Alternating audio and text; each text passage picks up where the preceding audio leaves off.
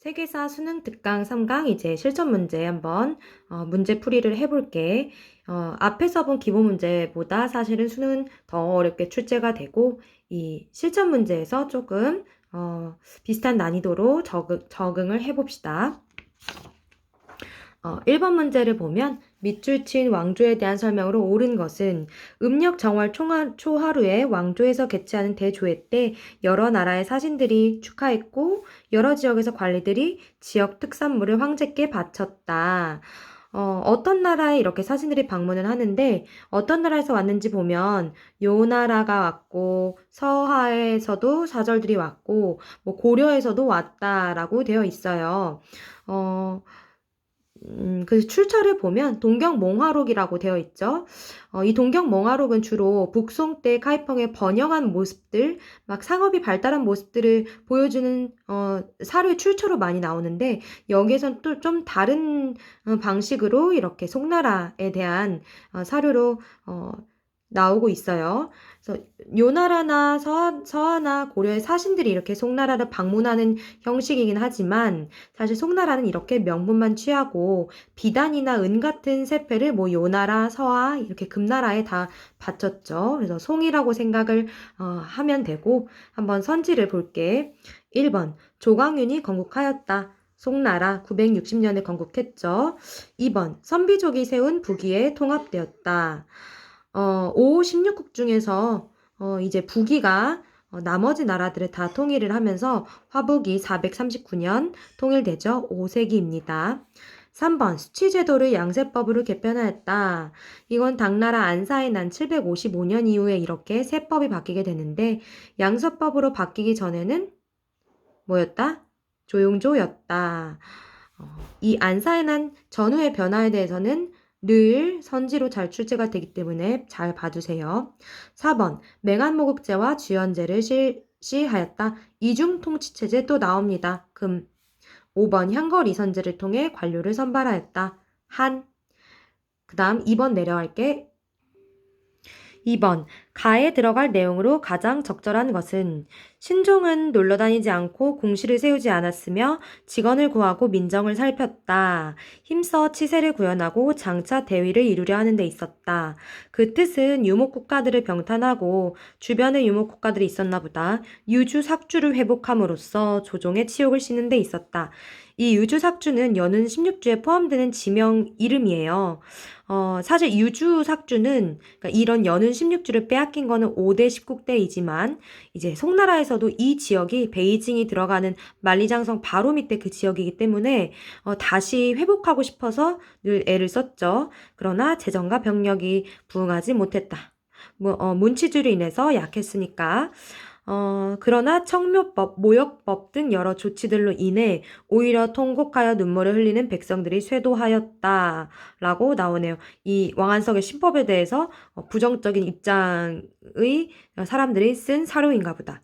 그래서 어쨌든, 이 재정과 병력이 약화됐기 때문에, 시행한, 내용이 나오겠죠? 뭐 청묘법, 모역법과 연관되는 것이 나올 테니까 답은 찾기가 어렵지 않아요. 4번 왕안석을 등용하여 신법을 추진하였다. 다음 번호로 넘어갈게. 3번은 풀기가 어렵지 않을 거라 생각하고 4번을 해볼게.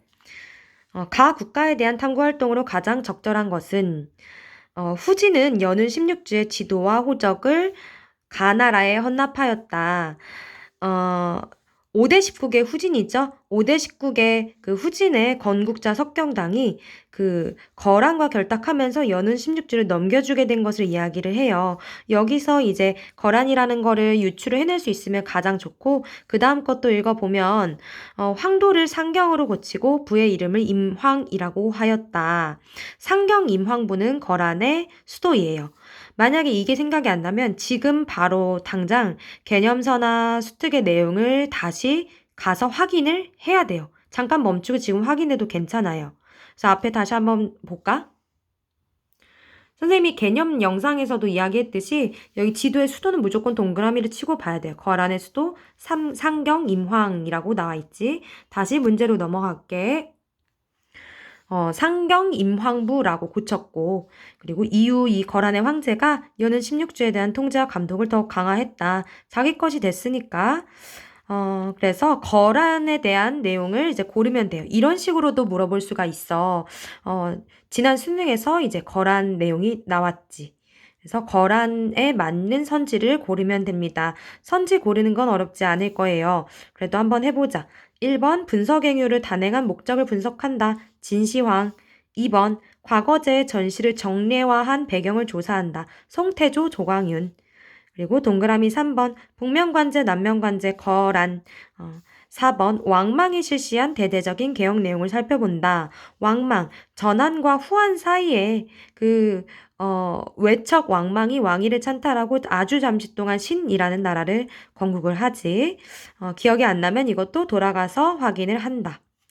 동그라미 5번 무제 때의 소금과 철의 전매제 실시가 가져온 영향을 찾아본다. 한 나라. 그 다음 5번 문제로 갈게. 밑줄 친 막부에 대한 설명으로 옳은 것은 몽골이 일본의 복속을 요구를 하며 국서를 보내왔을 때 답서를 통해 외교적인 해결을 시도한 적이 있었다. 그러나 막부는 몽골의 요구를 무시하고 답서를 보내지 않았다. 막부 하니까 바로 일본인 걸 알 수 있을 거고, 몽골과 동시대에 존재했었던 막부는 가마쿠라 막부니까, 선지 자체가 어렵지는 않아요. 1차 몽골 침입이 끝난 후에 라는 얘기가 있으니까 확실한 키워드는 다 나왔어요. 이거는 몽골이 가마쿠라 막부를 침공하게 된 배경을 설명을 하게 되는 거죠. 가마쿠라 막부 관련해서는 거의 95% 몽골 침공이 대부분이기 때문에 조금 사료를 통해서 파악하기가 어렵지는 않아요. 그러면 선지를 봅시다. 동그라미 1번 다이카 개신을 단행하였다.